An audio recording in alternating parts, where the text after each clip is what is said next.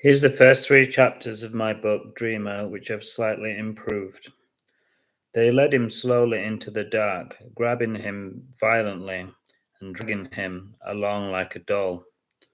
Pushed him into an old broken down toilet, hardly used and forgotten.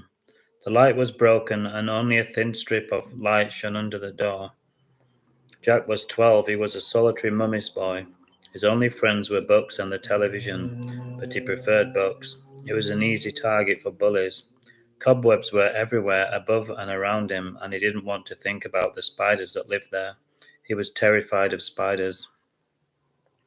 The two boys laughed. "This is great fun," they said, and pushed Jack onto the toilet seat. He was tired from all of the walking, and he was glad to sit down. Um, However, roughly, Jack was worried that they were going to hit him, and he had no way to defend himself. He wasn't violent in any way and didn't know how to be.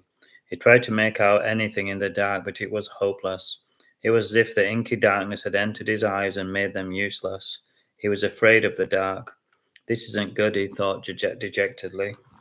Before he could ask them what they wanted, they had locked the front door behind him, and he was left alone with his thoughts. Things had been good a few years ago, but as he got older, he was finding himself to be more and more isolated and made fun of, and he didn't know why. It was just the way things were. His mum said it was because he was different, and she did her best to reassure him that things would get better, but he knew that they wouldn't. He sat down heavily on the toilet and began to cry. He knew that the door was bolted shut and that there was little he could do to open it. Tears fell down his cheeks and onto the dusty, dirty floor. The ceiling was full of cobwebs, and it was fortunate that he couldn't see the large black spider moving across. The exhaustion of the day overcame him, and he fell into a sleep as deep and dark as his surroundings. He heard the sound of bombs in the distance, and he looked down at the dirty trench he was now standing in. There was no time to think as a stray bullet whizzed past him and struck the soldiers laying next to him, and he fell down like a wet sack of potatoes. Jack was sure he was still dreaming, but if he was, it was the most vivid dream he had ever experienced.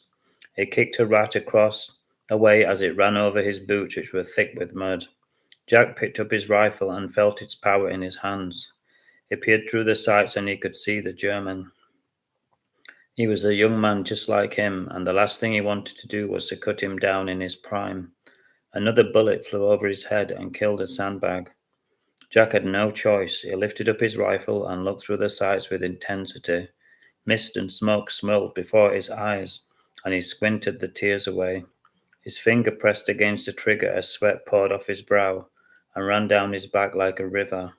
Jack could see his enemy in the distance. He was young like him, with the same blue eyes and the same blonde hair blowing in the wind. Chapter 3 Trigger.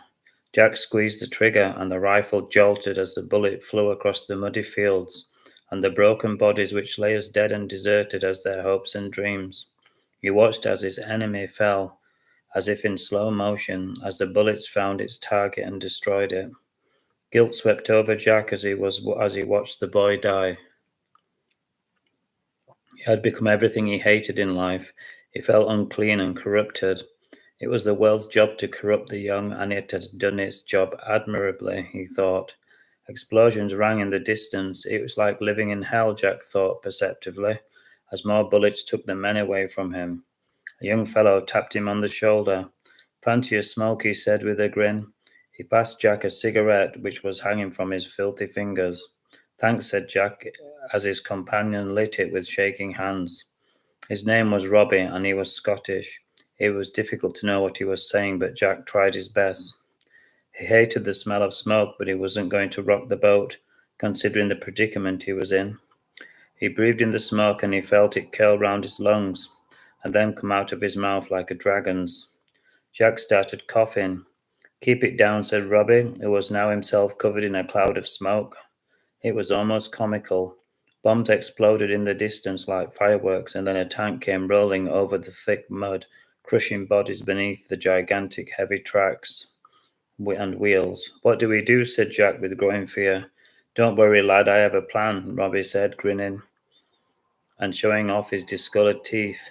Jack could hear the mechanical whirl of the tank getting closer, and he puffed on his cigarette, hoping it would give him more courage.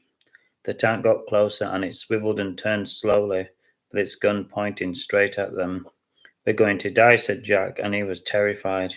"No, we're not," said Robbie, and rummaged in his kit bag. To Jack's amazement, he had a hand grenade and he threw it hard over the muddy cliff top of the bunker like a cricket ball. Jack watched it fly towards the German tank and all of the young men inside. The tank exploded in a ball of fire and came to a shuddering halt. He heard the terrible screaming and saw the soldiers trying to escape before they were lit up like matchsticks. He felt terrible guilt, but he knew they had no choice. It was do or die. Robbie was grinning from ear to ear. He was obviously enjoying himself. "This calls for a celebration," Robbie announced and rummaged in his kit bag. He fished out a small bottle of whiskey and a swift swig before he handed it to Jack. Jack was feeling terribly thirsty with all of the dust and all of the excitement, and he took a big gulp. The rest of the evening passed quietly. The burning tank lit up the sky, and Jack counted the stars until they dissolved into darkness.